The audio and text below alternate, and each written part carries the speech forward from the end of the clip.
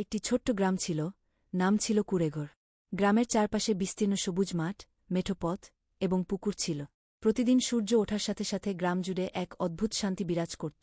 গ্রামের মানুষদের জীবন ছিল সোজা এবং সহজ, তারা কৃষিকাজে ব্যস্ত থাকত এবং একে অপরের প্রতি সহানুভূতিশীল ছিল। গ্রামের ছোট্ট ছেলে রফিক, যারা সবসময় মাঠে খেলা করত, একদিন মাঠে খেলতে গিয়ে এক অদ্ভুত পাথরের টুকরো পেয়ে গেল। সেই পাথরের উপর ছিল কিছু অদ্ভুত চিহ্ন। রফিক সেগুলো দেখে অবাক হয়ে ভাবল, এই পাথর কি কোনো পুরানো কাহিনীর অংশ? রফিক পাথরটি নিয়ে গিয়ে গ্রামপ্রধানের কাছে গেল। গ্রামের প্রধান মুজিব স্যার পাথরটি দেখার পর বললেন, এই পাথরটি আমাদের পুরনো ইতিহাসের অংশ। এই চিহ্নগুলি আমাদের পূর্বপুরুষদের লেউসা করা। এটা আমাদের গ্রামে এক বিশেষ গুপ্তধনের সংকেত হতে পারে। গ্রামের মানুষরা সবাই মিলে সিদ্ধান্ত নিল, তারা এই পাথরের রহস্য উদ্ঘাটন করবে।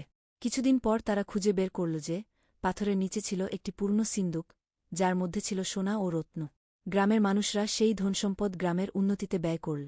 কুড়েঘর গ্রামের জীবন বদলে গেল, তবে তাদের ঐতিহ্য ও একতাও রয়ে গেল। এবং রফিক, যিনি সেই গুপ্তধন খুঁজে বের করেছিল, তাকে গ্রামের বীর হিসেবে গণ্য করা হল।